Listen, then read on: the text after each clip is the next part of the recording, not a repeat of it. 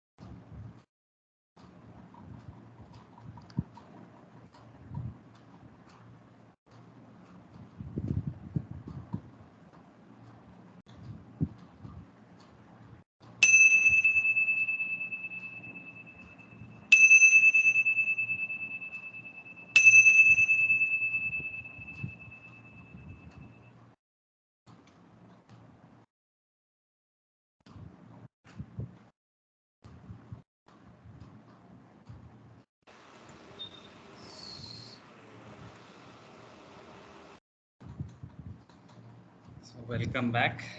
Um, so today we have Vladimir with us. We are privileged to have these 2 hours along with him. Vladimir has been associated with IPI for a very long time, probably since the beginning, and Divya might know even better. He's a Sanskrit scholar and very passionate about Vedantic studies and Sanskrit as such.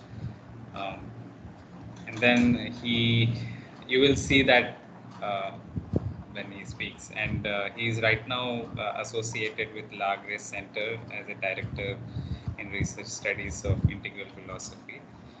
Um, so today he will be taking us through or discussing Rig Veda, which is very close to his heart.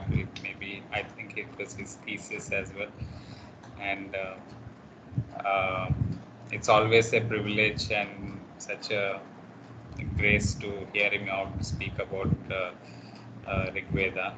So thank you, Vladimir, to accept to join us here, and we are looking forward to the discussion. Thank you very much. Thank you, Prashant. Thank you, IPI, for kind of keeping up with me for so long. From 2006, we had our sessions, regular weekly sessions, by the way, studies of the Rig Veda, you remember, and Upanishads, and it was the golden time of my life, so to say. And then things happened, and I had to travel, and now I landed up in US. But yes, this is a dear to my heart topic, the Rig Veda and the Rig Vedic studies. And we continue also. We have many courses online at Lagras. You may check our lagrascenter.com and see what courses we offer.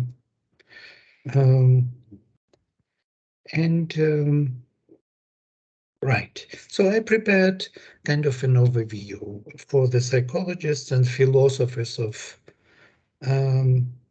Indian philosophy and yoga. So I do not know your interest because I do not know all of you. But I will be speaking to the psychologists and those interested in this Vedic vision. We cannot call it philosophy because it is both philosophy and psychology. They are not yet split. Everything which is philosophical in the Veda is also deeply psychological and spiritual. So, as you know, Rig Veda is the oldest book available to us. Tilak dates it approximately 6000 BC, even earlier, because Taittiriya Samhita was dated 6000 BC according to him, according to his findings in Taittiriya Samhita. So Rig Veda must be much older than Taittiriya. Of course, Western scholars give different dates, starting from 4500 Gonda BC and so on until 2500 BC. But nobody knows the timing, and the topics in the Rig Veda are timeless, so to say. So what does it really matter when it was received, revealed? Yes, it may be revealed today, and it will be still the timeless topic. So the compositions are very different. There are 10 mandalas, as you know, in the Rig Veda, 10 books, and each book has a collection of hymns to the different deities, to the different powers of higher consciousness, of the divine consciousness. Rig Veda is beautiful in one way that it is not explaining anything. It's not a philosophy. It's rather an action, direct communication with these forces. There constant invocation, constant appeal to the force. And you can, when you read these hymns, you can feel the presence of this power. The purpose of these hymns was to create that connection, that contact with the force, and allow it to work upon our own consciousness. So it is direct in nature. It's not really a philosophy. It doesn't say anything. It doesn't explain things in the third person. It is in the first person inquiry method, constantly, yes. And appeal is very interesting. Appeal is not I, but we, come to us, yes. Bring us force, change us, help us, fight for us, yes, and so on. Always you, second person, whoever is the deity. Of course, the most popular deities are Indra and Agni. There are more than 250 hymns dedicated to Indra, and next Agni on the list, and then all the rest. Maruts, Ashwins, Varuna, Mitra, and so on. Vishnu, Rudra. By the way, to Vishnu and Rudra, there are less hymns than to Indra and Agni, and somewhere Aurobindo says that it doesn't matter because, truly speaking, Vishnu and Rudra is very difficult to invoke. These are the fundamental deities, but their activities, actions are Agni and Indra. Yes. So Agni is the son of Rudra. So everything which is kind of, when we invoke Agni, we invoke the action of Rudra, of Shiva. Whereas when we invoke Indra, this will be the lightning from above, supported by Vishnu. So in a way, Vishnu and Rudra are acting upon us from these two great deities, which are most invoked in the Veda. So I prepared some kind of presentation to give you an outline, and from there we start discussing if you want. Shall I do this? Yeah? Okay. I think this is it. Okay, so here's the chronology, which I already mentioned, of Indian literature. Samhita texts are dated by different scholars differently. Then we have the literature of Brahmanas, which is more of the commentary on the Samhitas and ritualistic application of the mantras. So if Samhitas are direct actions, direct invocations to the deities, then Brahmanas would be application of these mantras to the ritual, everyday ritualistic actions. And also mythological explanations, stories. Brahmanas actually begin this tradition of the stories of Puranas. So in Brahmanas, we find all original stories which later are developed in Puranas and Mahabharata and Ramayana. So then there is a period of Aranyakas. So this gap, there was a big gap, though I don't show here this gap, between Samhita period and Brahmanas. Aurobindo says Brahmanas was a new attempt to capture that knowledge of the Vedic rishis in ritualistic way. And then there was Aranyakas follow Brahmanas closely, and then there was a new attempt to create this grand knowledge of the Veda, was the Upanishads. And the Upanishads approached the Vedic knowledge in their own way. There was already a shift in the language, in the approach to knowledge. It became closer to us, to our mental structure of consciousness. So it has already all the elements of the intuitive and rational explanation. It's closer to the philosophy. So Upanishads are more philosophy, and Samhitas are more the hymns, invocations. And then we have pure philosophical treatises, Sankhya and Yoga. The oldest Sankhya is approximately 800 BC. We find it also in the Gita. Gita is also part of the Upanishads. So until Upanishads and Gita plus, these four first are Shruti, the rest are Smriti tradition. Yeah? Sankhya and Yoga, Itihasas, Puranas, Tantras, and Darshanas, all the Darshanas, as you know. 6 Darshanas. So this chronology most probably you know very well. There's nothing new here. So what if we come to the oldest vision, the Grand Veda, which was the foundation of all Indian tradition? By the way, I must say here that actually all of these Brahmanas, Aranyakas, Upanishads, Sankhya and Yoga, Puranas, Darshanas, they are all referring to the Veda. We should know that, to the Samhitas, to the rishis of Samhitas. So they are actually commentaries on the commentaries on the commentaries and so on. Yeah? Kind of basically we have only originally the Vedic text, which is being so extensively commented and developed, which built the whole Indian tradition. Even Buddhism, if you take, and Jainism, even Buddhism, which is kind of fighting with the Veda, with Brahmanism, because Brahmanas created so-called Brahmanism, yeah? Ritualistic explanation of the Vedic knowledge. Aurobindo also puts it into the framework of the stages or ages, yes?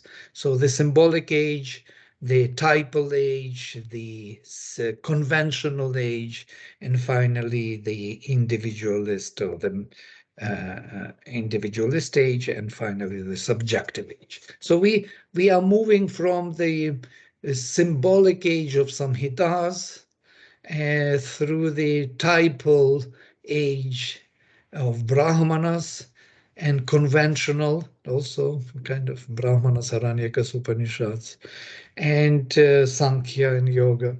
And finally, we arrive at individualist age, Kali Yuga. We can speak in terms of Yuga, Satya Yuga, and yes, Treta, Dvapara, and finally Kali Yuga.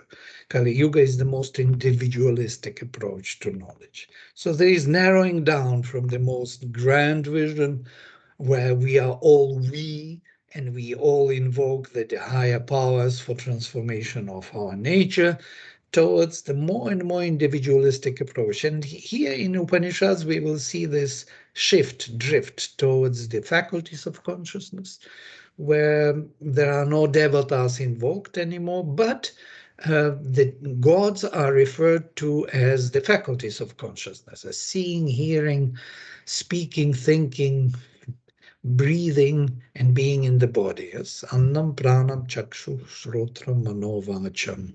The definition of Taittiriya, 6 major faculties.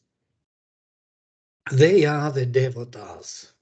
The devatas of the ancient period, they are changed into the faculties of individual consciousness. This narrowing down towards individual and dealing with individual, and the very mukti, concept of mukti, liberation of the individual, appears approximately in this time of Upanishads and Aranyakas.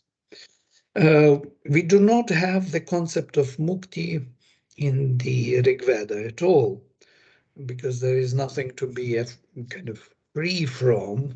The whole idea was very different. The idea was to bring the higher consciousness into the manifestation and transform and change the manifestation. And this was the idea known to us as yajna, as the sacrifice. So the sacrifice is making sacred our life, our profane life, made sacred by the forces of higher consciousness. And this was done by the Vedic rishis. They were constantly transforming our being, our nature, our personal and our social life. And then it became quite difficult to continue because the humanity was not ready. And there was a split, as Aurobindo says. And the part of it stayed in India, and the other half went into the West, and known as Chaldean or Semitic tradition, where the preference was put on to the powers of nature. And in India, there was a preference kind of on the powers of the spirit. So spiritual presence was more important for Indian tradition, and for the Chaldean, for Semitic, the manipulation and managing the powers of nature became more important, which later turned into alchemy and finally to the science, and the whole materialism of the West is based on this manipulations of powers of nature. Whereas in India, it became Advaitic more and more, where nature was neglected, and spiritual Advaita Vedanta came into being, and Buddhism and all other forms, Jainism, where this world became a Maya, some kind of illusion you have to get rid of and dissolve yourself in Brahman or Nirvana and never be reborn again. So this was the idea for India, and that was just the opposite idea for the West. They kind of split into 2 different halves. But in the Samhita, they are one and the same. In the Rig Veda, there is no split. There is a spirit charging, or the nature is being charged by the spirit. The very manifestation is seen as the enterprise of the spirit. Everything is spiritual in nature. But later, it's not like this. Nature becomes Maya, spirit is real, Brahma Satyam Jagan Mithya, and on the other side, just the opposite. Spirit fades away and nature becomes more and more prominent. I hope it's quite obvious to you. So basically, integral yoga is to bring them back as it was in the times of the Veda. So bring these 2 back. And that's why we have Sri Aurobindo in the Mother. Mother represents the Chaldean, the occultistic tradition of the West, of the Semitic tradition, and Sri Aurobindo, the Vedic tradition. So that when they come back and again join the split elements, so then we have the integral yoga. It's quite amazing to think. If you look at Aurobindo symbol, we will come to it again. You will see these two elements, the six-cornered star. Somewhere I have it. Here I have it. I will come to it. You see this? Six-cornered star is the symbol of the Chaldean tradition, and this lotus with seven waters within is the avatar, the idea of the Vedic tradition. Vedic and Semitic tradition coming back in one sign, joining back their parties.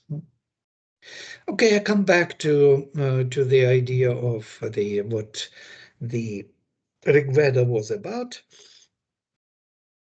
Oh, sorry, I just jumped so much, misleading you. So the Vedic paradigm, what was this paradigm? What was the knowledge of the Vedic times? The faculties of consciousness in the Veda are seen as projected from the Divine Mother Aditi, infinite consciousness force. The supreme emanations of that consciousness force are called Adityas, or sons of Aditi, or faculties of Aditi. There are 7 of them: Varuna, Mitra, Aryaman, Bhaga, Daksha, Amsha, and Surya. Most probably heard these names. These are very ancient godheads. So these 7 Adityas, 7 sons, they are constantly with Aditi, with their mother. And there was the 8th son born, who was called Vivasvat, or Vivasvan, as you know, the Lord of the Sun. Literally, Vivasvat is the one who is shining vast, Vivas. Vas is to shine, V in all directions. But he was born as Martanda, there is another name, as dead embryo. He was born ugly, without limbs, so to say. And when Aditi saw him, she left him to be alone. With her 7 sons, she left him. This is a story in Puranas, you can find it. And so he was left alone. In other stories, he was taken by the darker forces and was hidden in the subconscious cave or inconscient being level of consciousness. So in the darkness, he was hidden. So the sun was stolen and put into the darkness, somewhere below, by the demons. So from there, and that is another way of saying that it was ugly, without limbs, was left alone.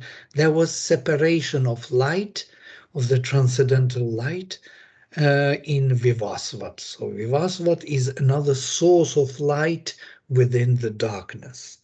In the Vedas, it is said that the Agni is rising from Vivasvat. Agni is rising from the Lord of the Sun. It's kind of unusual because the sun is above, so Agni cannot rise from him, cannot come up. But that means that Vivasvat is below. The sun is hidden below. And this Vivasvat and the hidden sun below is the very secret of the Veda. The secret is that when we go into the deepest darkness, at the bottom of the darkness, and the very core of the darkness, we will find the supreme light. What is also important here to see that each of this hierarchy, each of these devatas are put in a particular order. So we see Varuna is first. Without Varuna, there will be no Mitra. Mitra is second, Aryaman is third. This is important, yes, the order. So each of these devatas, or Adityas, is embodying the previous one. So Mitra embodies Varuna, Aryaman, Varuna and Mitra, Bhaga, Varuna, Mitra, Aryaman. So without Varuna, Mitra, Aryaman, there is no Bhaga. So Surya, in a way, embodies all 6 Adityas and is representative of all of them in his own being. There are 7 discs of the sun, and these are the discs behind. And the Vivasvat as the 8th sun embodies all 7. This is also important to understand.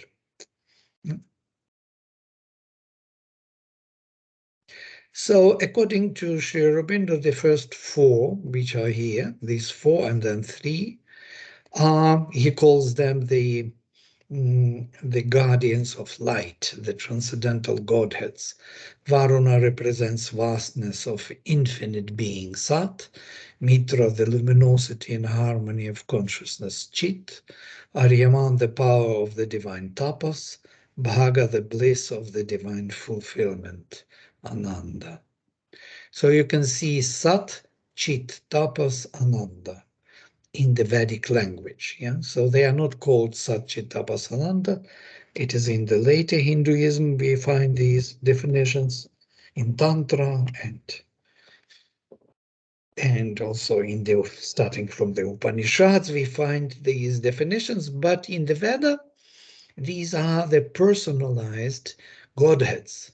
These are persons, Varuna, Mitra, Varuna from root Vri, to cover everything, to hold within oneself, embrace everything, this vastness and purity and infinity of the divine being.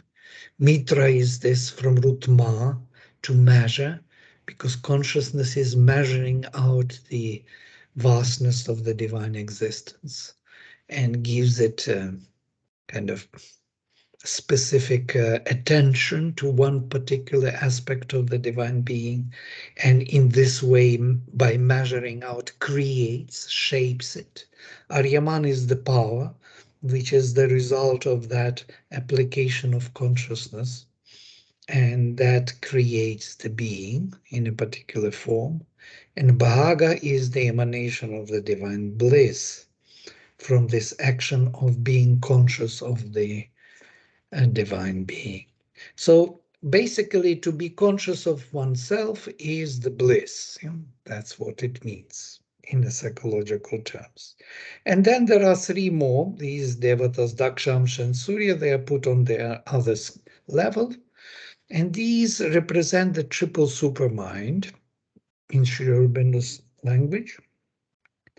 The triple supermind is unity, the highest level of the supermind of Vijnana, yes. And then many in one and one in many. This kind of division from unity to diversity. So, and these 3 godheads of the supermind, these are the words of Sri Aurobindo. Daksha represents the power of thought, capital T, all discerning and all distributing power of supramental consciousness.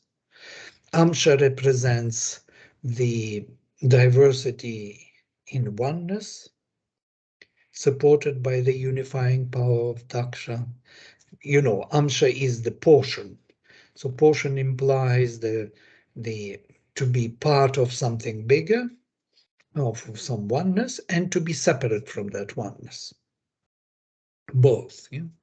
Surya Savitar, or Surya Savitri, as Sri Aurobindo calls it, represents all the 7 Adityas. I already mentioned this. And his rays represent the diversity in the domain of Svar. We will come to Svar. It's a very important concept and discovery by Sri Aurobindo. He calls it over mental consciousness.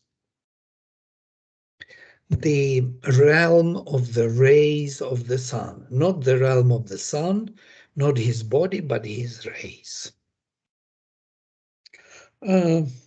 So if you summarize the whole thing, the whole vision of 7 Adityas, it will be Varuna Sat, Mitra Chit, Aryaman Tapas, Bhaga Ananda, and Daksha supramental knowledge force, Amsha supramental many in one and one in many, and Surya Savitri supramental manifestation. So these three are Vijnana, yes?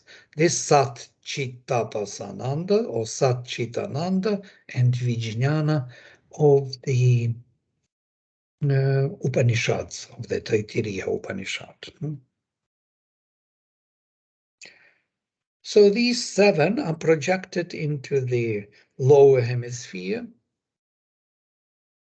and create lower seven worlds.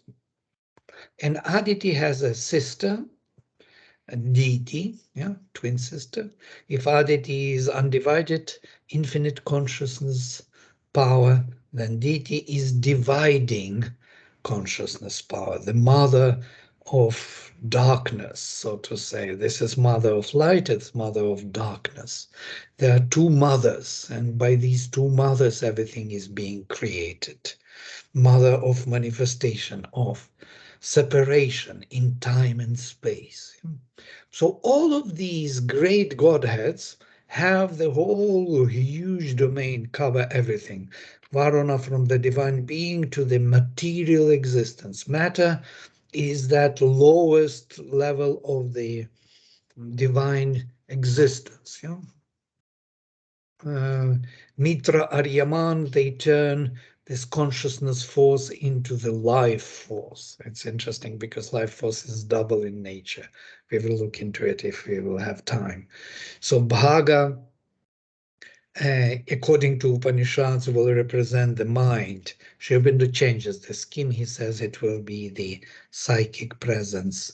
And this will be the overmental creation, which will project the mind, triple mind. We will look into it in a minute. Maybe I will skip this. I don't want to overload you with all these. Or maybe not. Let us take it, because this is again about the seven worlds.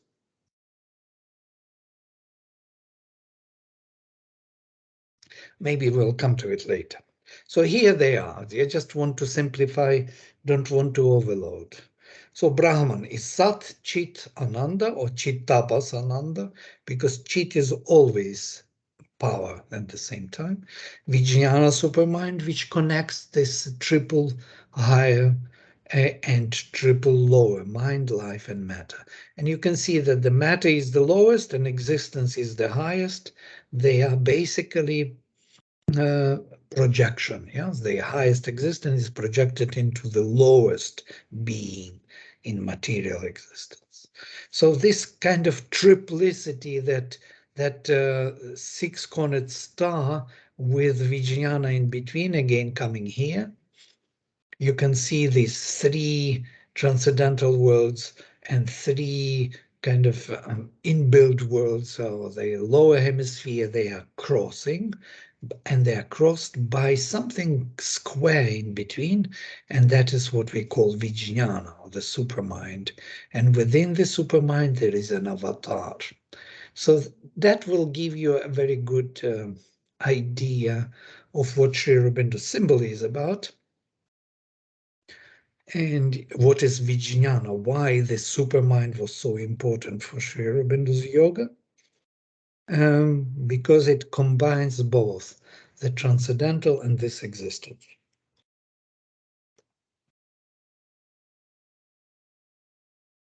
It is on Vijnana level that the worlds are being created. Vijnanam yajnam tanute, karmani tanute picha, says Taittiriya. Vijnanam, sacrifice, is spreading. Vijnana is spreading the sacrifice. Vijnana creates all the activities. So everything is being shaped in Vijnana. Vijnanam devaha sarve brahma jyeshtham upasate.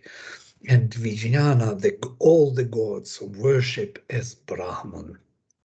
So this is this which manifests the transcendental existence, consciousness, bliss in the forms of mind, life, and matter. And also Brahman is this existence, consciousness, bliss, and Atman is the existent, conscious, blissful, yeah, and so on. So it is the self-aware Brahman. So, and we speak about Atman in terms of Purusha, because Purusha was made by the self, the formation for manifestation in time and space. Purusha is the person, yeah, personality. So there is Sat Purusha, or awareness of one's own divine self or being.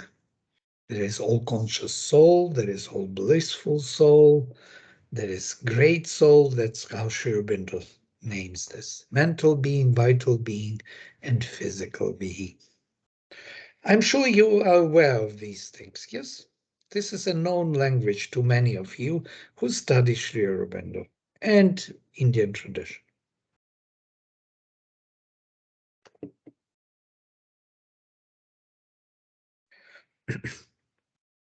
So now I can come to this text, which explains it very well. Atman, that self, represents itself differently in the sevenfold movement of nature according to the dominant principle of consciousness in the individual being. This is important because Atman is self-awareness, and it is always about the self, about individual, person. In the physical consciousness, Atman becomes the material being, Annamaya Purusha, literally Purusha made of matter. So my body is Annamaya Purusha. In the vital or nervous consciousness, Atman becomes the vital or dynamic being, Pranamaya Purusha. In the mental consciousness, Atman becomes the mental being, Manomaya Purusha. In the supra-intellectual consciousness, dominated by the truth or causal idea, called in the Veda Satyam Ritam Brihad, the true, the right, the vast, Atman becomes the ideal being, or great soul, Vijnanamaya Purusha, or Mahadatman.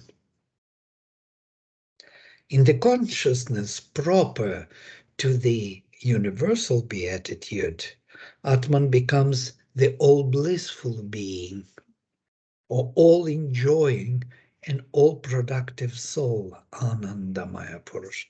It's interesting that he adds this all-productive soul, because in Puranas it is called Janarloka, the generation where the creation is taking place, all-enjoying and all-productive soul. From this source, our souls are born, yes, from Anandamaya Purusha. Interestingly, that in all of these five, he says Atman becomes, notice, yeah? Atman becomes the all-blissful, Atman becomes the ideal, Atman becomes the mental. And now notice, in the consciousness proper to the infinite self-awareness, which is also infinite all-effective will, Chittapas, Atman is the all-conscious soul. He doesn't become anymore. There is no more becoming there. There's only being. In the conscious, yes, all conscious soul, and that is the source and Lord of the universe, Chaitanya Purusha. In the consciousness proper to the state of pure divine existence, Atman is Sat Purusha, the pure divine self. Man being one in his true self with the Lord, who inhabits all forms, can live in any of these states of the self in the world and partake of its experiences. He can be anything he wills, from the material to the all-blissful being, and through the Ananda Maya, he can enter into the Chaitanya and Satpurusha. So first we have to totally realize ourselves as souls, and then we may even experience the divine consciousness and being. Now, these are what we were looking into. If we look at them a bit differently, we will see that in the late language of the Gita and Hinduism in general, we will see, or Puranas, we will see this division of para and apara prakriti. Apara is the lower nature, para is the higher nature. This is that para apara prakriti, it is aditi and diti, yes, the mother. So there is the higher mother, the transcendental mother, para prakriti, and apara lower mother, and diti. So basically, you can see that they kind of come to the supermind, both of them. They cross here their kind of domains, and the interaction on this level where the sacrifice is being generated, the whole manifestation is taking place. So the time and space are born on the level of Vijnana. So, and behind all of these, behind them, there is someone, as the mother says, the supreme person, Purushottama of the Gita. And that's why avatar sign is here in the supermind, holding both the transcendental and this world. So this is the major scheme of the Veda and the whole Hinduism. Now I'm coming to the nitty-gritties of the system. I will first present it, and then we will have we will pause for questions. In case you have questions burning, you can always interrupt. I'm happy to answer questions on the fly. So we are now coming to these manifested worlds. So Surya Savitri, that transcendental Vijnanamaya, the manifestation of the supermind, is manifested in terms of the rays of the sun. When the darkness pierces the body of the supermind, it generates the realm of the rays of the sun, which is called Svar world. Svar is light. Yeah? It has three luminous realms called Trirochana, three luminous realms, which thus project the higher three realms of the cosmic mind, called Tisrodhyava, three heavens, yeah? Sustaining the three spaces of the vital realm, called Trini Rajansi, or Tri Rajansi in Vedic language, supported by three foundations of the physical, called Tisro Bhumi, three earths. This is the Vedic paradigm.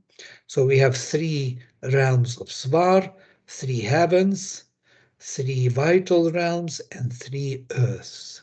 Altogether 12 realms, levels. If we look at them in this format, we can see that the triple supermind here, unity, one in many, and many in one and many. This is Daksha, Amsha, and Surya. Project the three Rochana of Svar, three realms. We will come to it. These are three realms of the overmind. And this overmind projects three mental realms, Tisrodhyavah, three heavens, which Mother calls as mental mind, vital mind, and physical mind, three minds. Trini Rajansi, three levels of the vital, mental, vital, physical, vital, and three realms of the physical, mental, physical, vital, physical, and physical. You can see 3 times 3 on this side of the world. And this is interesting because there is mental, vital, and physical. Yeah, heaven, space in between heaven and earth in a way. Or we have a head, torso, and legs of our being. Yeah? So these 3 levels of consciousness are also triple. Each of them has an element of the mind, element of the vital, and physical, all of them. And notice in the same hierarchy. And this hierarchy is repeated from the supermind. Mind is more unifying, Vital is more diversifying, and physical is very diverse, yeah? Uniquely represented. So we can see the same happens in the mind, in the vital, in the physical. And these 9 realms, or 9 rays, as they call them in the Veda, Navagva, 9 rays. There is a name for the rishis. They are Navagva rishis, rishis of 9 rays, who realized all the levels of consciousness, and they call to Indra to bring the 10th level. So Indra breaks through the head and brings the 10th connection, and they become Dashagva rishis, rishis of 10 rays. So they connect to Svar world. This is from the Rig Veda. So if you look at this scheme, you will clearly see something interesting from the Tantra later also. This is the Vedic vision, and it is also the vision of the integral yoga, and later of the Tantra. So the Tantric vision will be that mental physical is the Kundalini Shakti, or Muladhara chakra, from where Kundalini Shakti is rising. And it is rising to the Svadhisthana, to the Manipura, to the Anahata, and then finally to the Vishuddha, Ajna, and Sahasrara. So we can see Sahasrara, Ajna, Vishuddha, Anahata, Manipura, and Svadhisthana, and finally at the bottom of our torso and the beginning of the legs, there is this Manipura. Sorry, what do I say? Muladhara chakra. So this Muladhara is holding the ground, and below, Mother says, below Muladhara there are 2 invisible chakras, 2 unknown chakras. One is on the level of the knees, and that is vital physical, and the other is below our feet, physical, proper physical. Nobody uses these chakras because the consciousness is very little there, and we do not have the power of consciousness to reach down there. So we are aware only of our Muladhara, yeah, which holds Mula, yeah, the holder of our Mula, and Mula goes deeper. So, and Mother says there are also 3 chakras above our Sahasrara, which are also rarely mentioned and not mentioned in the Tantric texts. And these are 3 rochanas. Yeah? There is intuition, there is the overmind chakra, and supramental overmind. And we will, so there are 12 levels of consciousness within embodied being. And then we come to the supermind, and supermind is already transcendental to us. So if we look at Aurobindo's terminology of these levels of the Svar world, supramental overmind, 3 rochanas, overmind, intuition, and mental overmind, and Tisro Diyavach, 3 heavens of the mind, illumined mind, higher mind, and mind proper. And finally, of course, the 3 levels of the lower vital, so vital and physical, mental, vital, physical, vital, mental, physical, vital, physical. Aurobindo calls them in the same way as Mother. Mother brought this terminology from the Chaldean tradition, from the Semitic tradition, and Aurobindo is using it in the integral yoga also. So I'm coming back to the scheme and make a pause here for questions or some reflections. So please go ahead.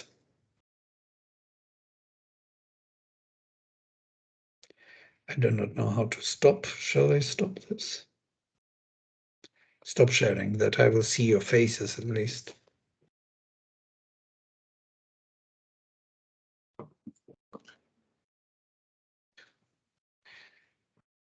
I hope it wasn't an overload, or it's totally alien language. Yeah. What is he talking about?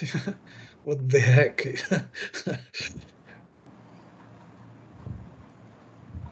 Vladimir, I had a question. Yes.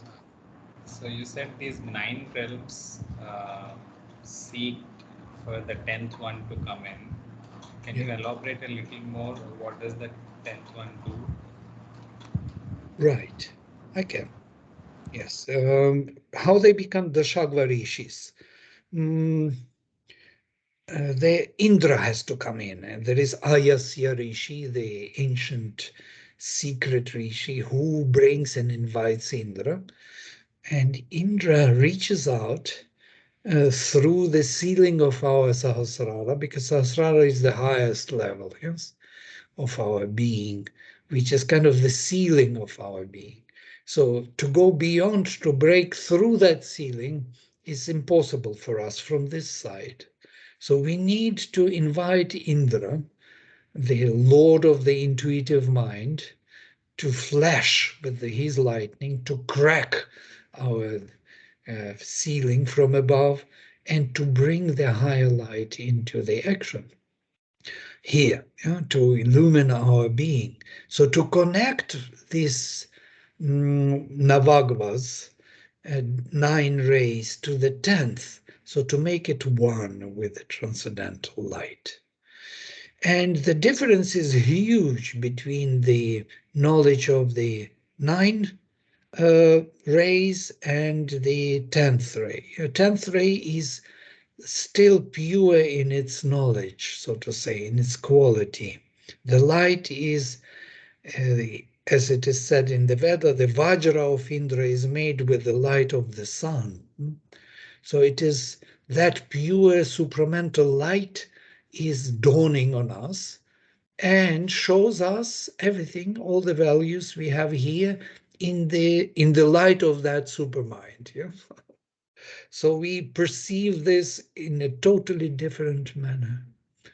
So we see all that what is here embodied in the as if it was a divine looking at it. And that is a huge shift.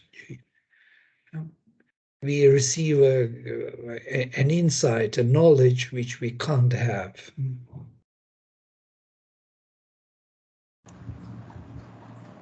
So it is basically for the divinization of these 9 realms, we seek the help of the Indra.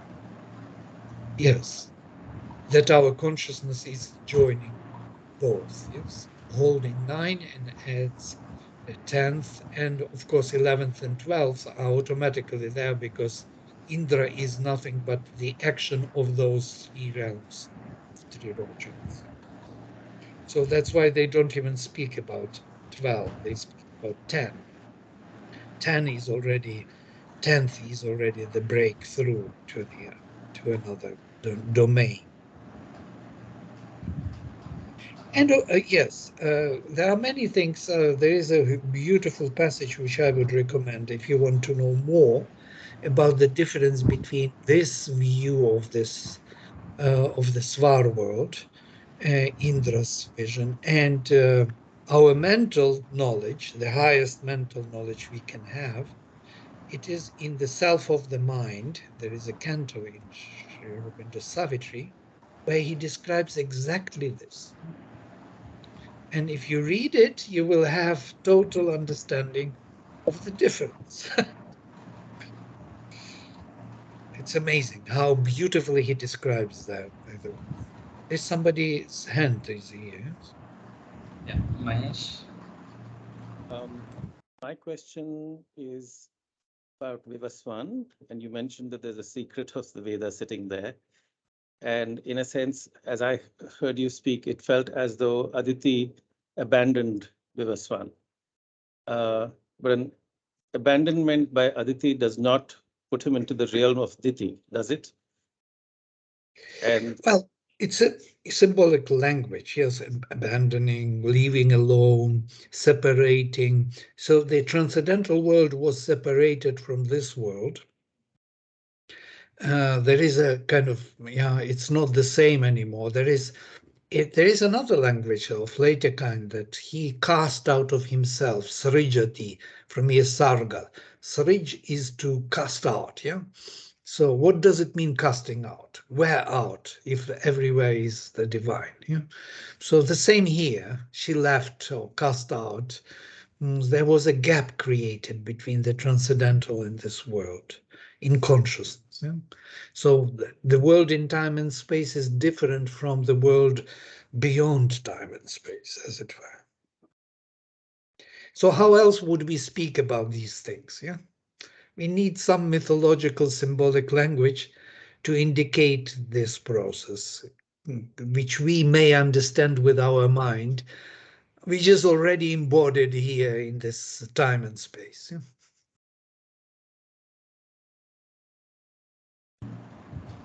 So yes, Vivasvat is interesting from another point of view, because Lucifer in the Chaldean tradition is also that creator of the world, and also the same name, Lucifer, luminous one. Yeah, though he is in the darkness, he is luminous. And Aurobindo, actually, the whole secret of the Veda, why this word secret of the Veda? Because the secret is that within the darkness there is a hidden light, which holds the darkness, which descended into the darkness to support the process of redemption and return to its origin of fallen emanations. There were two stages of creation. Yeah? First is casting out, so that the darkness was created. So not the light was created, but the darkness. In the Bible, it was God said, "Let it be light." In the Veda, God said, "Let it be darkness," because He is light.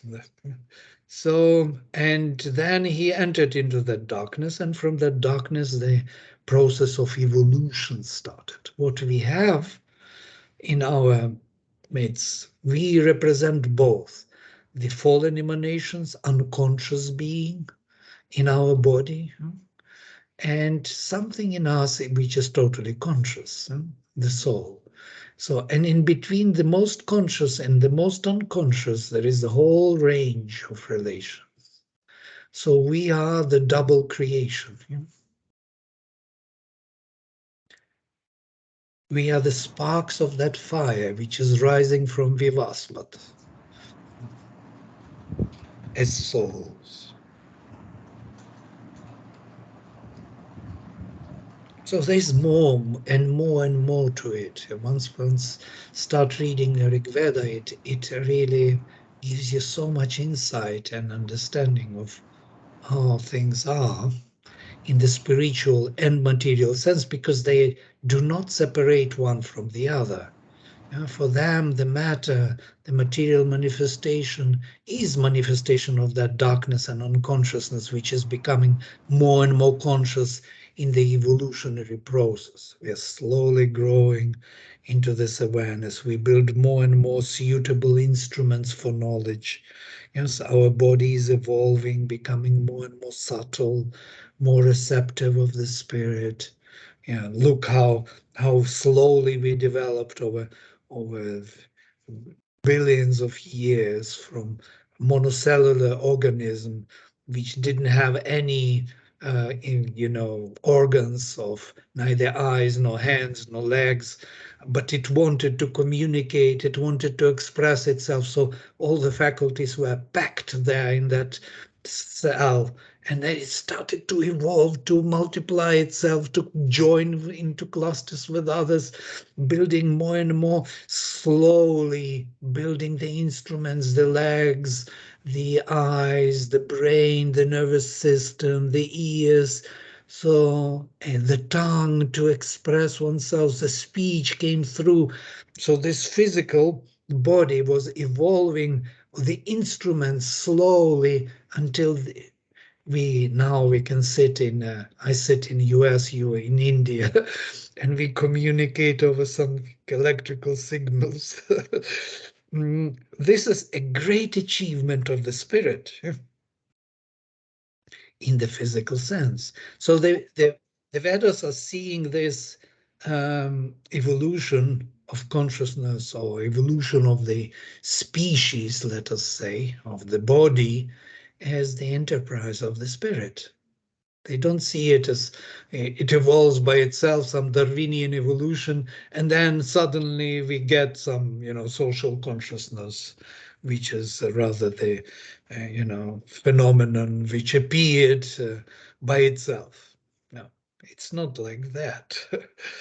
The consciousness was there, demanding the instrument, and that instrument came into being slowly.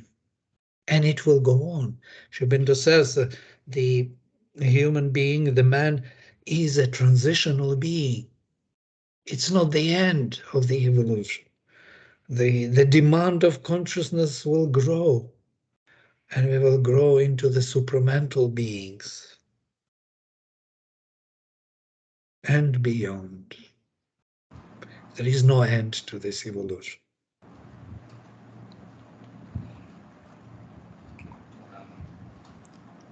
This is the beauty of course, of the integral yoga. There's somebody else here. Yeah. So there is a question in the chat from Chitra.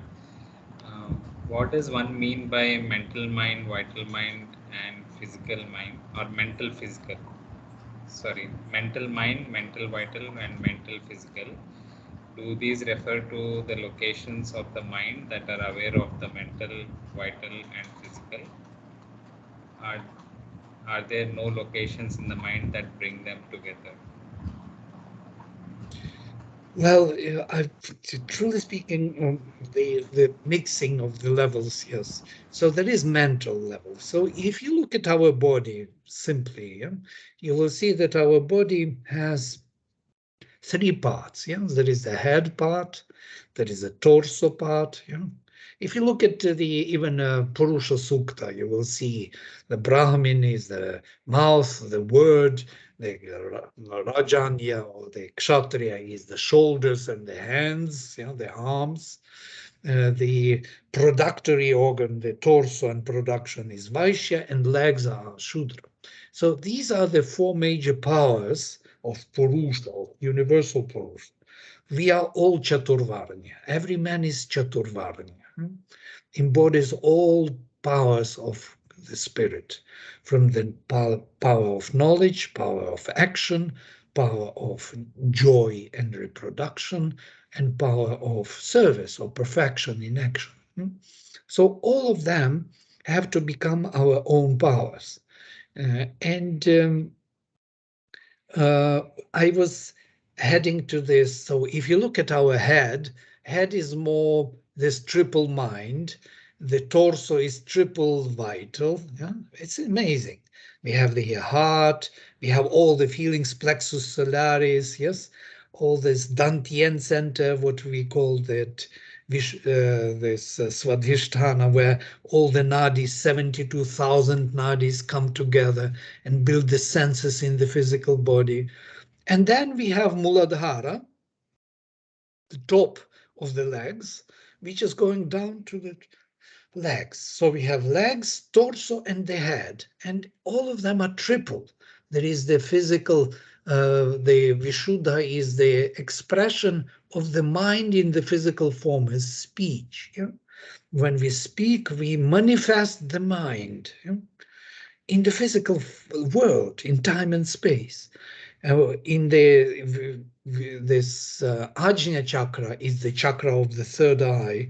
It's the mind of the willpower, or the mind of the vital power, or life mind, of the universal life mind, which is being associated with this third eye of Shiva, or Ajna chakra. And then there is Sahasrara, 1,000 rays, lotus on the top when it opens like a crown. Yeah? Which is mental mind, or the self of mind.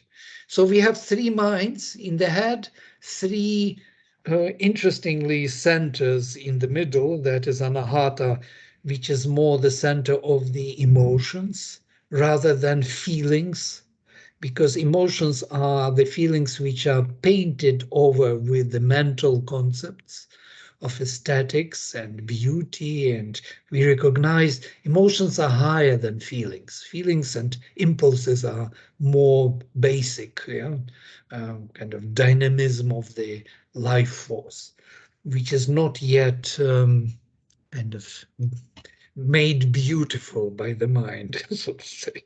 So if you make impulses more beautiful, they become emotions. You can describe them, emotion of love and so on. But the vital has this Manipura.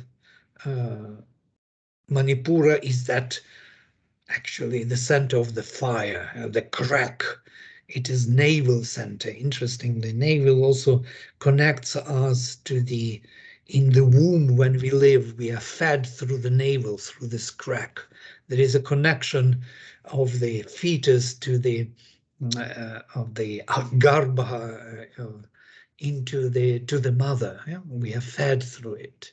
And then when we are born, that navel is cut. So we are separated from the mother, but we have another navel, which is coming subtle world, which connects our vital body to the physical. And when that navel, that string is cut, we are dying. So it's very interesting. When we exteriorize, when we come out of the physical body in the vital body, many people know that there is a connection, subtle connection, and we call it navel, because it comes from the navel. It connects to so navel continues in the subtle world, in the vital world. And that string you should not cut, because if you cut that string, you are dead. You can't come back to the physical body. So you go with your vital away. So again, navel, you see, navel is so important, and that is the crack between the worlds.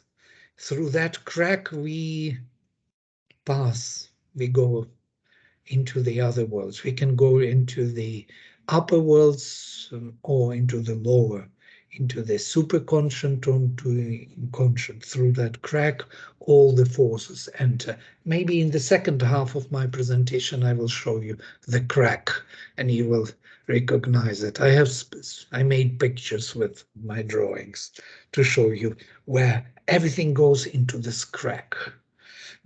So we are like heaven and earth, upper and lower hemisphere, mental and physical consciousness, and in between this crack, to which all other forces can enter.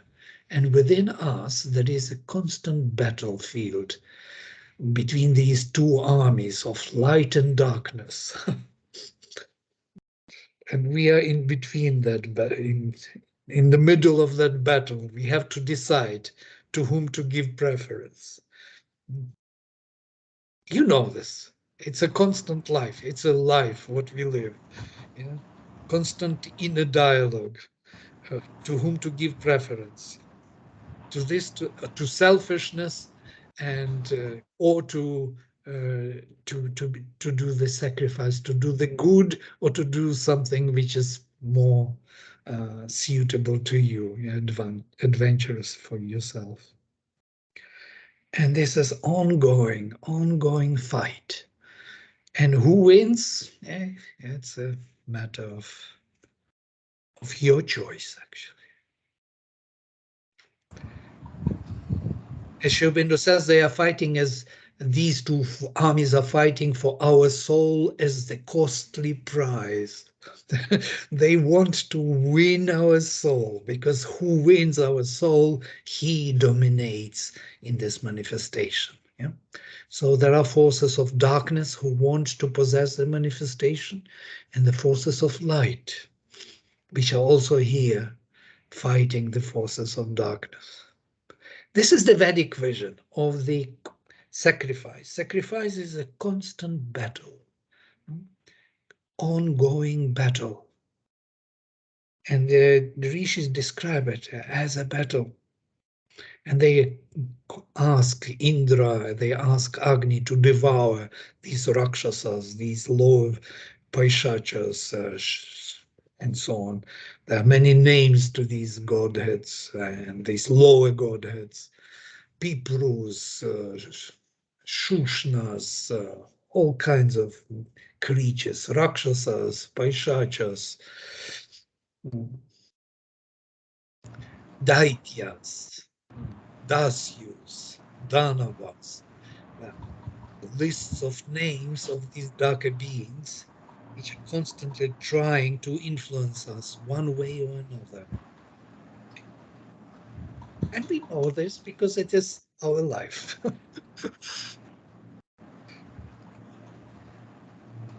And through us, they have exchange with the world. Yeah? Through us, they actually possess the energies of the world and steal our higher light and hide it in the subconscious cave and now hold it there until we come with Indra's lightning and break that vala, that subconscious cave, and release our treasures of spiritual perception. This is the language which the Veda is using to describe these processes, psychological processes, which are very difficult to describe otherwise.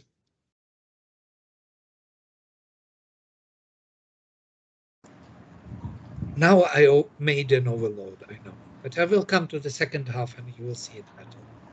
Yeah. Alok has a question. Yeah. Hello. Yeah, I have got two questions. One is, what is the language of the Vedas? Because in what language they were able to express all these experiences, and how it is remaining in that purity. And the second question is, these 12 centers of consciousness, looking at what attributes can we identify that consciousness is in that? Yes, of course we can. Yes. And that's the whole integral yoga psychology, is dealing with these. How to identify on what level what is happening to us. Yeah? What is mental mind? By the way, I would recommend to read Aurobindo Savitri, and especially the self of mind, if you want to see the difference between one level of consciousness and the other, very drastically different. And you will learn something which we can't learn otherwise, because we don't have that experience yet. But once we read it, we are tuning to the more subtle perception of things, and then more things open up to us. So we are all learning. We are here kind of packed in our own physical, mental consciousness, and overloaded with dogmas and ideas from the society and so on, and for whatever we learned from the books. But truly speaking, the world is much more complex. Regarding the language, it's important. It's an important question, actually. What language do the Vedic rishis use? It is amazing, but they are using the language. Of course, it is Sanskrit, Vedic Sanskrit, yes, ancient Vedic Sanskrit, which is very rich, much richer than classical Sanskrit. Yes, has many more forms which classical Sanskrit does not allow, prohibits altogether. Yeah. For example, again, I can give you many examples. Yeah. So such forms as you cannot use in imperatives, for example, forms of the future basis, like bhavishyatu, you cannot use. Yeah? Or you can, and these forms are found also in epic Sanskrit, even in Mahabharata. So it was much more flexible language, You could take any basis and use through all the Sarvadhatuka forms. Those who know Sanskrit, I'm speaking to them.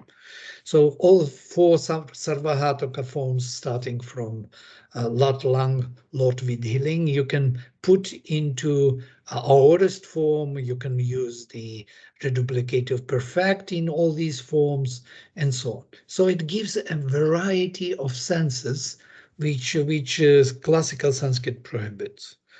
And even more, each of the hymns, especially we study hymns to the mystic fire and other hymns. I did the study of more than 400 hymns of the Rig Veda, thorough study.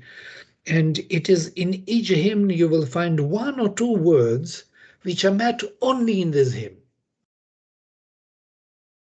Never after. Never before, definitely, and never after. So only once, only in this hymn. So what can you do then? So you have to know very deeply, very, very profoundly Sanskrit grammar, understand Sanskrit etymology, how the Vedic rishis were building words. And then you will see that the language itself was the way to know. So there is no guru who will tell you how it is. Guru is the hymn. Language of the hymn is the guru. As Rishi says, I build this hymn as carpenter builds the chariot to rise to heaven in consciousness. So this chariot will bring you to heaven. So once you have this hymn with you, but you have to really dwell on it and understand what Rishi is saying. So dwelling on it, understanding it etymologically, understanding it psychologically, and so on, not being in a hurry to read it through and that's it. It's not going to work, but really kind of staying with the mantra until you come close and close and close. It's like veil upon veil is removed, yeah, and then boom, you can see really what he wants to say. Everything, all the elements come together. It's a very powerful composition, the Veda, which is really working upon our consciousness, which can transform and change our consciousness. And that's why in the Indian tradition, they preserved this as the most precious thing. Yeah? The thousands of generations of Brahmin gave their lives to just record by memory the text and pass it to the future. Why? Because it was the most precious thing. It was considered to be the as Mother says, the Vedic rishis are not even evolutionary beings, they are involutionary beings. Those who brought the higher knowledge down to earth, to human beings, to remember. It's like a record of the group soul. Yes? At the beginning of each Manvantara, the group of rishis come down with the knowledge of the Veda and give it to humanity. So the humanity should have a memory of the plan of the group soul, why we are here for, what we are here for this Manvantara. It's a plan of the group soul. So it's a memory, it's a deep, fundamental psychic memory of the group soul. What is to be done, what is to be achieved. And that's why Aurobindo says, everything what we had in the Veda, we will have in the Veda in the future. So to say, there's nothing extra. Everything is there already in the form of the plan, of vision. And that vision has to be understood. And if you look at the Indian tradition, you will see that all the commentaries, Brahmanas, Aranyakas, Upanishads, Gita, Puranas, are nothing but unfolding of this vision.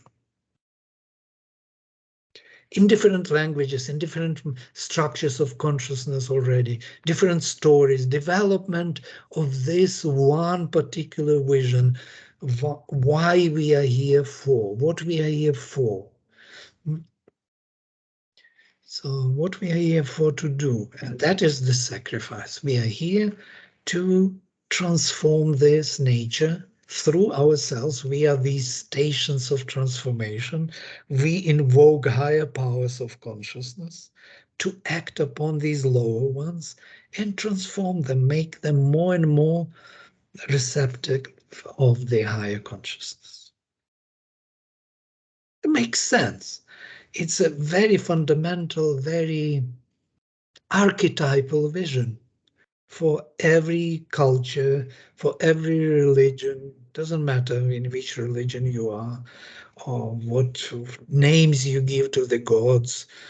Still, you will be doing the same thing. You will be invoking higher powers, subtle powers to come to this gross matter and to make it more supple, more receptive. This is what is going on.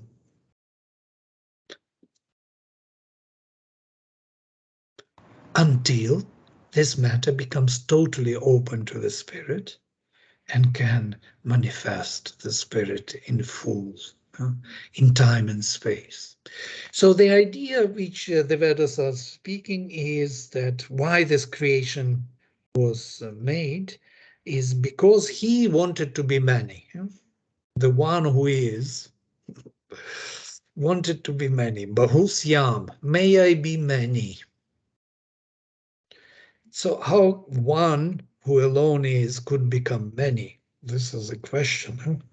How could you do it? We are all parts of this one, who alone is. But we are already perceiving ourselves as separate. And I look at you, you are me, and I am you, but we do not know that. So there is a gap. And that gap is creating or generating a lot of interesting activities within himself. As Mother describes this, she says he has himself in his supreme identity, but he wanted to experience himself in unity. Now, unity implies the diversity, that separation, and that's why that casting or separating is introduced. That night was created. That is the gap which allows him to deal with himself in bits and pieces, in details.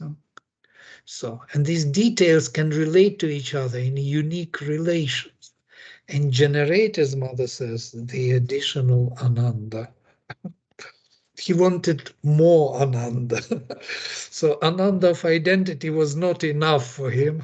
He wanted to generate ananda of unity. Yeah, it makes sense. This is the only reason why this creation came into being, for more ananda.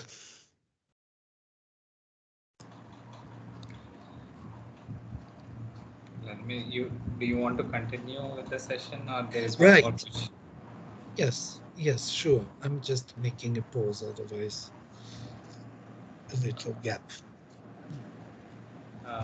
So Tarika asks, does the evolution in the supramental consciousness coincide with the end of Kali Yuga?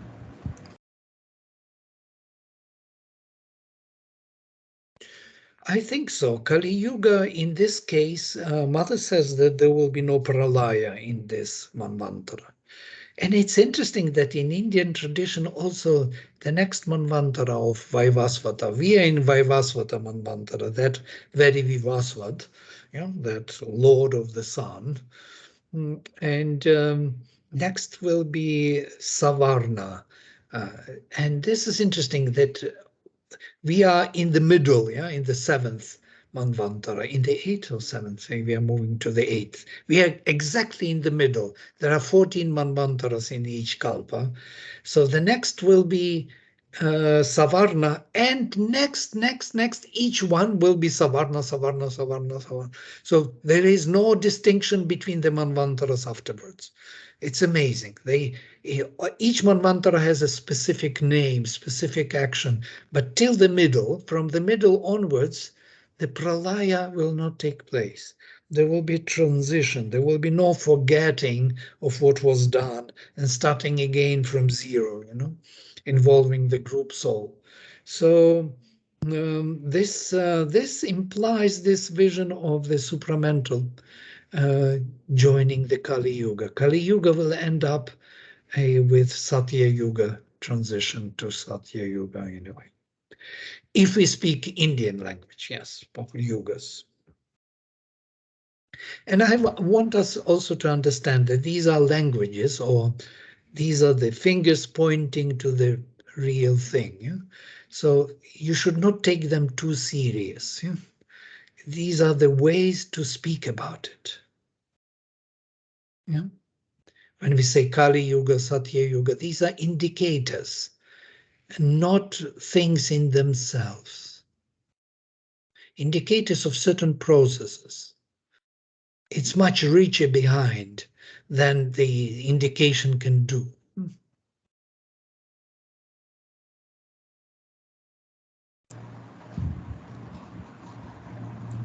Yep. Somebody else, yeah. Sirisha? Hello, can you hear me? Yes. Yes. Vladimir, first of all, thank you for that, the video where you spoke about Om Agni Le Purohitam with for aspiration with Natalia. It's so beautiful. It's always like resonating in my heart. The verse. I don't even know Sanskrit. So the verse. So I have a question. Is that verse a living form? Because I tend to feel it very strongly. The Rig Veda first verse that you sang in the aspiration video, like Om. Inspiration. Yes. Oh, now I finally understood. Yes. I'm sorry. Uh, just like Om is a very truly living form for me, is these verses to have that living sense. Right. You see, interesting about Om. Quite interesting thing to know. It's of course something which was discovered by the Vedic rishis. The powerful sound. His mother says this sound is sounding in the universe constantly, yes, supporting the universe. If you listen carefully, you would hear, oh, the whole universe is doing Om. Yeah. So when she heard, the mother heard first time this Om sound, she heard it in Paris. Somebody did it there in the meeting, was talking about Indian philosophy and did this Om. And when he did this, she saw that the whole hall became lighter. It was like illumined by just the very sound. No, but of course, the mother has her own deeper perception of things, but still, it's an amazing perception that suddenly everything was lightened up with just one sound, Om. And for her, it was kind of a revelation that this sound has such a great power. Of course, it has a power. And it acquired it from the tradition, because each one who pronounces Om tries to go deeper, and it builds up on it, yes, gives energy to this idea sound. That's why every time you pronounce it, it is there. It is kind of connecting you to the whole many thousands generations tradition. And you are becoming part of it, of that egregor, of that chain of power, spiritual power. Beyond that it by itself is the sound which supports the universe. Regarding the aspiration and Agni Mile. The first hymn of the Rig Veda is profound in one way because it covers within itself. We spoke about this in this forum in IPI already, and not once most probably, on the first hymn of the Rig Veda. The first and the last hymn of the Rig Veda are very important. The first is the beginning, the whole vision of the sacrifice. And the last one is the message to humanity. And if you look at these two hymns, it will give you a very good sense of what Rig Veda is about. Yeah? So in the first hymn, it starts with Agnim Ile. I, as Aurobindo translates, seek the divine flame with adoration. Ile is I adore, literally. But Aurobindo translates it's not just adore, it's seeks with adoration. I seek with adoration the divine flame. And this divine flame is, according to Aurobindo, the divine will in us, aspiration, will, the divine will. And we most probably we had before the session on Agni, that Agni is viewed in two different formations. Yes, as Agni has the flame in the heart as a psychic being, and there is the flame in nature, which is the heat in nature, which is universal Agni, pushing everything forward in its development. It is that evolutionary force. So one is called Yajatra, other is called Idya or Priya. So the Vedic rishis approach Agni in two different forms. Yajatra, worthy of sacrifice, that means that which is constantly transforming our nature, from within, pushing it forward, Darwinian evolution, survival of the fittest, if you will. And the other is the flame in the heart, the love towards the divine, Priya or Idya, beloved one, or sought with adoration. And that is more individualized flame. It is that flame of the psychic being. And two flames create the whole movement forward. It is one and the same flame, but viewed in two different positions. I have one more question, if it's okay. Yes, please. Are sounds like a physical chair? Are sounds like that? Does my question make sense? Sounds as a physical chair. Yeah, there is a sound. And there's a chair. As you physically feel it, the sound also is there, sitting there or physically vibrating there. Does it make sense? Can you explain a little more that I should know? Okay. There's a video playing, and you stop it, and there's no sound, but you still hear the sound, the sense of that sound, like the sound is physically there. Even though it's stopped, the sound is physically there in that space, even though the recording of it is done, or just like mother's music, it played for a while and it stopped, but the vibration of it is physically there, and some days you feel it. Of course.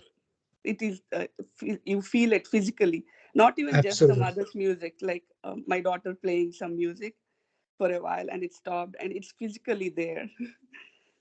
Okay. Absolutely. By the way, what you're saying is important to view on everything, on the sound, on the mantra, on poetry and music.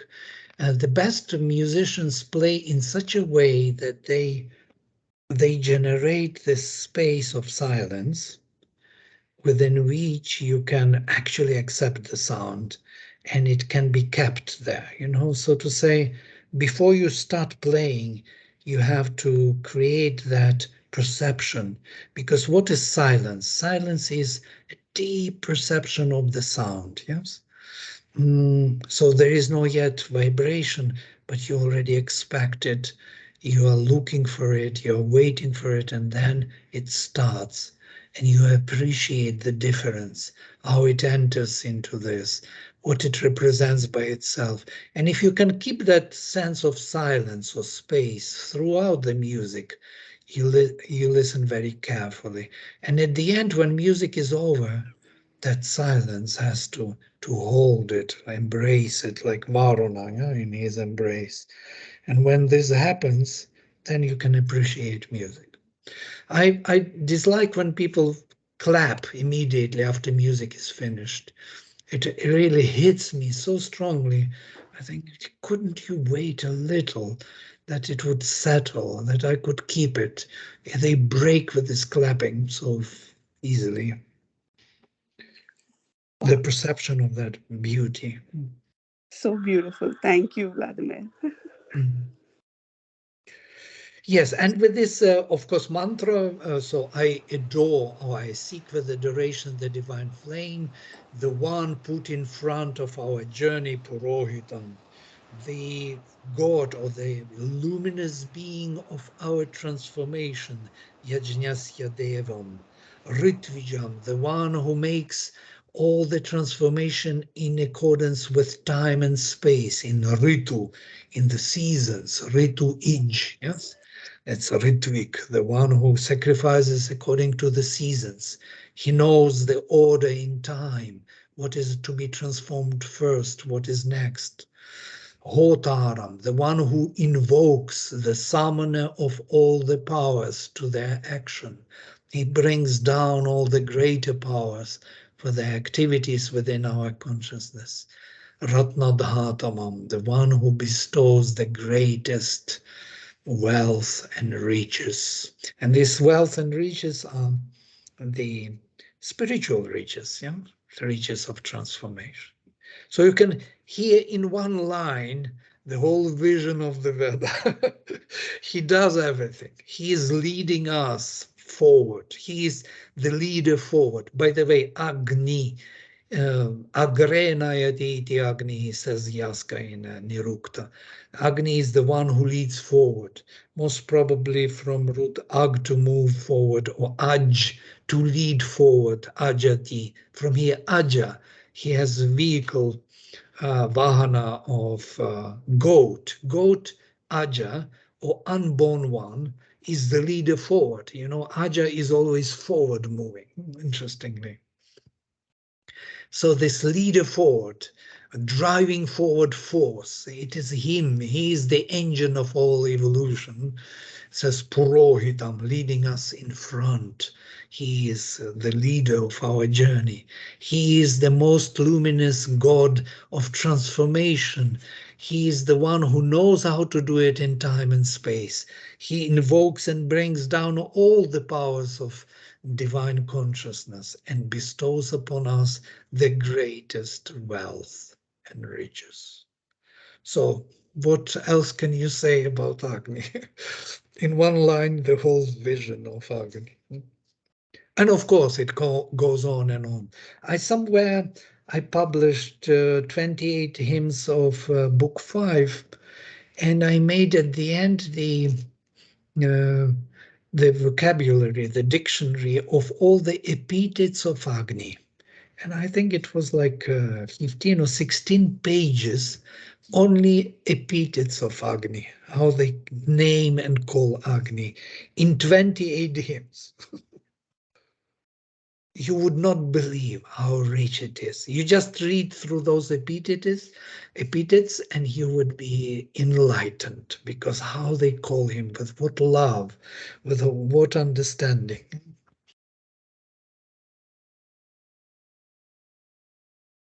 So these are epithets. Purohit, the one who is put Purohita in front. Yajñasya Deva, the Lord of our transformation, sacrifice. Ritvik, these are the names of Agni. Hotar, Hotar, the one who invokes the Godheads and who offers. He is the offerer and the summoner of the gods. And this is interesting because when we summon higher powers, we don't summon them for nothing, yes? We offer something. We have something to offer. Offering is calling. We don't call person, come here, give me. Yeah? No, we call, come here, have it. Yeah. So we have something to offer. That's why we call. So we invoke always to give, not to take. Nowadays, most probably it's also both ways. Come here, give me. But in the Satya Yuga or other previous yugas or Indian tradition, it was always you invoke or call somebody if you have something to give. And it is still so, yes, in Indian tradition. So invoking and offering is the same root, who, juhoti. It's amazing, yeah? Havayati and juhoti in two different classes. And hotar, Sri Aurobindo translates as summoner of the gods, and the one who offers also. So offering and summoning, so both ways. No? Otherwise, how? And Agni is also the one who sacrifices here the gods in another hymn. You know, root yaj is interesting. Yajna itself is an amazing thing. He, the divine will, sacrifices here the gods. The gods are being sacrificed. They don't want to come here down. They don't want to come into this darkness of our ignorance and, you know, stupidity and incapacity and so on and suffering. But he calls them, he commands them, and he forces them to come down. And once they come down, they start changing our perception, they widen our scope of capacity of so basically they start working here when they are coming down, but they don't want. Yeah? And there is an interesting description by the mother that the gods really resist. They don't want to go into the darkness of our existence. But there is a flame within, this flame, this spark of Agni, that psychic being, which loves, which seeks the divine flame with adoration, with love. And that energy brings down those higher powers into action. So they are being sacrificed. Interesting. This is something which we don't find, this explanation we don't find anywhere, that the gods are being sacrificed here. But they are, and Mother describes the sacrifice in this exactly this way, that the Divine Mother actually comes down into the darkness. Sri Aurobindo calls it the Holocaust of the Divine Mother, though it is known as sacrifice of Purusha. Universal Purusha was sacrificed here. All the faculties of the Universal Purusha, you know, his mouth broke forth, his nostrils, his eyes, his ears broke forth. They all plunged all his faculties into the darkness of the inconscient ocean. So this is the sacrifice of the Purusha, of these devatas, yeah, who were brought down to build up from within the divine being. So they are constantly brought down and made here to work for our progress. And they have something interesting. They have a hook. Why they are actually agreeing to come down, they may, because it is the divine will which is commanding them, but also because when they come down to this sacrifice, they get an opportunity to grow themselves and to change. The divine powers, who in themselves consider themselves to be perfect in a way, like Indra all the Godheads, even the greatest Godheads, when they come down to our call and start working here and changing our nature, they get an opportunity to change themselves and to overgrow their capacity. They rise to the level, as in the Veda it is said, to the throne from which they see both Aditi and Diti. And that look, that view on Aditi and Diti both, on that transcendental and this consciousness, is given only to the divine. So they gain that divine vision. They gain that divine status which they don't have yet. Without the sacrifice, they cannot get it. And that is the hook which is bringing them down to work here, because they will also grow in their consciousness.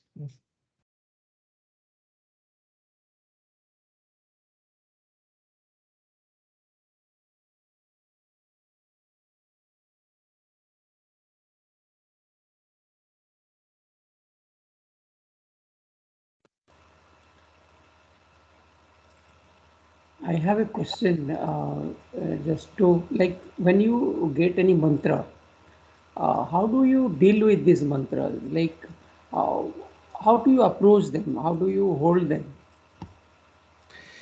Yeah, first we need to know the language. It's not enough to know the mantra, and not enough to know approximately the meaning. Yeah, it kind of, I guess, the meaning is like this. We know Agnimile, Purvahitam, we know that. Yeah. It's not enough. You have to really go deeper into each word. Etymologically, you have to dwell on the meaning. Why Rishi is choosing this or that. So to say, simple analysis will help at the beginning, and then it becomes a contemplation. You have a question.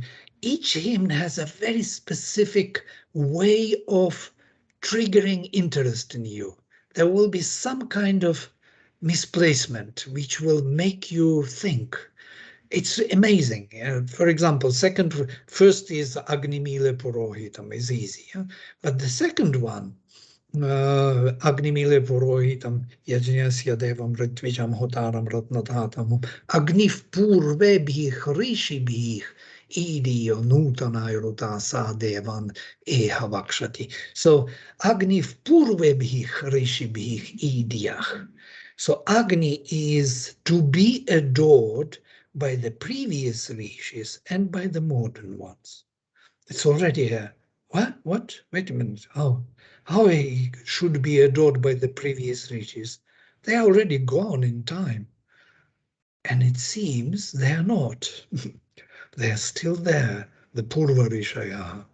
They are all, as Aurobindo says, always there, waiting to assist our journey. And the moment we start our journey, they will assist it. They will come with the help.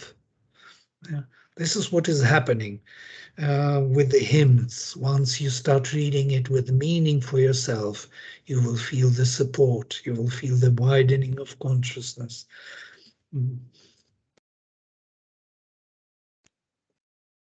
These are not just simple kind of verses or poetry. It's a very functional, as Aurobindo says, Vedic rishis composed hymns in the most utilitarian, with the most utilitarian purpose, to assist our journey. It is not for the sake of beauty of the mantra or poetry. It has that utilitarian aim to make up the change, the shift of consciousness possible. And it works. Once you start doing it, it really works. I actually can invite you to our Hymns to the Mystic Fire. We have a big group from India. We are meeting on Fridays, I think 9 o'clock our time, so it will be evening your time, which will be okay for you, I guess, like 6:30 in the evening, Indian time. And there are many Indian people there, from Calcutta, from IIT Calcutta, and so on. So you could You could see for yourself how we dwell on hymns verse by verse. We don't go more than 3 verses in an hour. Yeah? We stay with them until it is becoming totally clear, or totally relatively clear. But you will have a sense of it. You will have a sense of what, so it will reappear in you as consciousness. You will get some new perception of the world and yourself. It's kind of a widening of consciousness. And very, very blissful and pleasant and peaceful. And you want to keep it always and to carry it forward, no?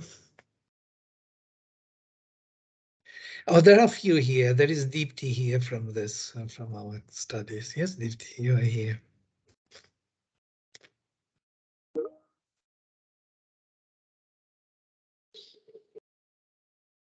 Yeah, Vladimir. Every time I hear you, it's like something lights up. It has to pile up. It piles up, it grows, and it's more and more and more. And it is something interesting happens with time if we are really concentrating. This effort has to be, gathered, concentrated, held, accumulated. It is not enough to think about it once in a while. It needs attention, it needs concentration, tapasya of some kind. And it grows into some kind of new consciousness, which many times I feel I don't deserve this. What the grace is this, how come that it exists and it is there for you. Who are you really to have this, this big thing? Which makes you happy on the spot. You don't need any other happiness anymore. Everything else looks like a very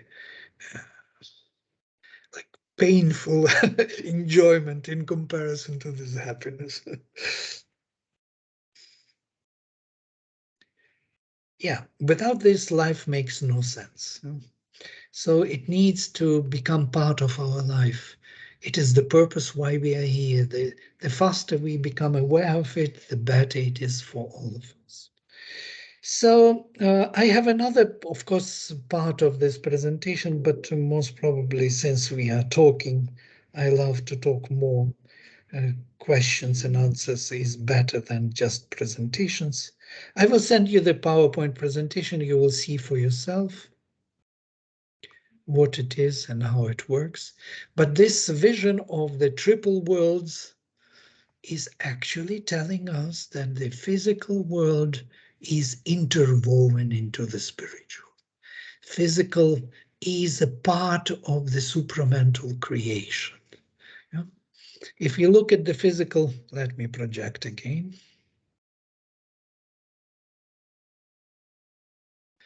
If you look at this physical, yeah, you will see that there is nothing in this world same in the physical world. Yeah?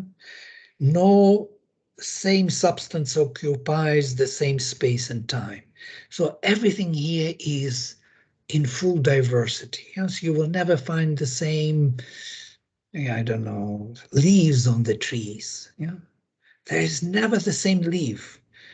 There is always some difference. There's never the same fingerprint or pebble on the shore. Can you imagine pebbles on the shore? The whole, kind of earth, ocean, you go through all the shores and you will not find the same pebble. They will be all different, infinitely different.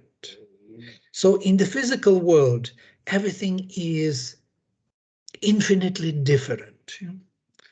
And that infinity is coming from the supermind, from this many. Nothing is the same. But on the vital level, things are being diversified, one in many, in many in one. It is on the vital level that that uniqueness of the physical is being formulated or formed. Yeah?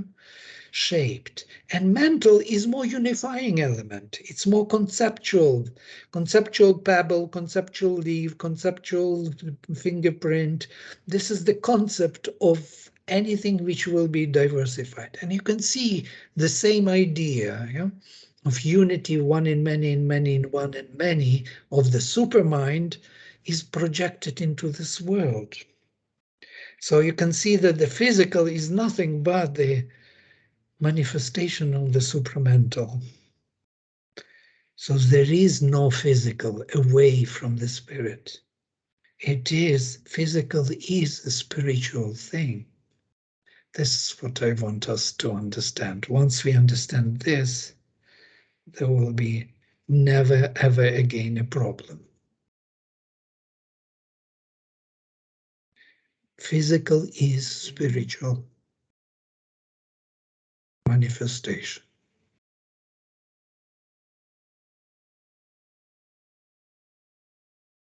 Amazing, yeah? We always thought that physical is separate from the spirit. Spirit is there, physical is Maya, illusion. We have to leave it, we have to drop it. It's a painful thing, it's a disease, death, incapacity, pain. So everything has, it's like an imprisonment of the soul, and we have to get out of here and disappear somewhere in the spirit. But then the Vedic vision is totally different. The spirit is to be manifested here in time and space, in all the infinite varieties, infinite relations. That's why in the Veda there is no mukti concept whatsoever. No mukti. There is nobody to be mukta. The involutionary beings, the rishis, are the avatars. They brought the spirit down to matter. They want to transform our nature. They want to make it divine. And that's how Aurobindo is writing his life divine.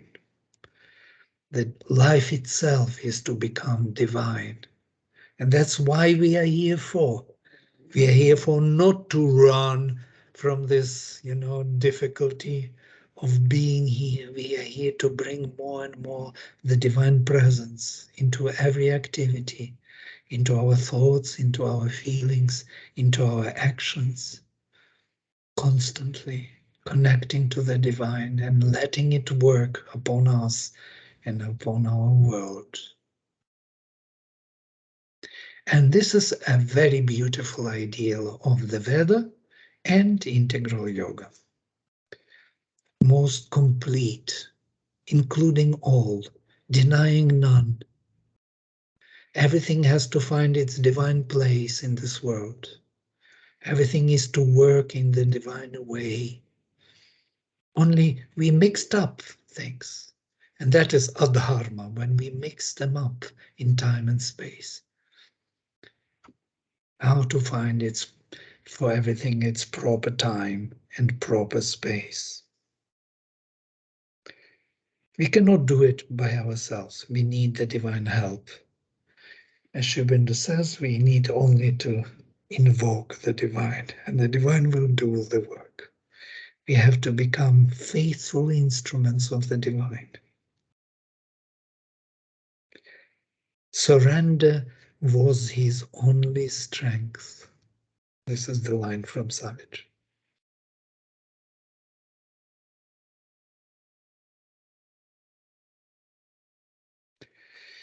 Great. Okay, we can stop here, I guess. 2 hours flew like nothing. Thank you for being with Rig Veda. This is a very special literature. It is something which India offers to the world. This is the grand gift to the world, which world is still to discover. In India also has to discover and start practicing it.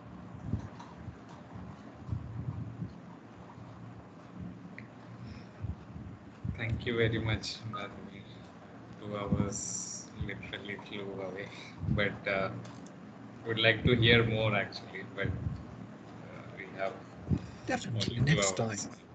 Yeah. Yeah. Thank you and Thank you namaste. very much. We'll end with a minute of silence.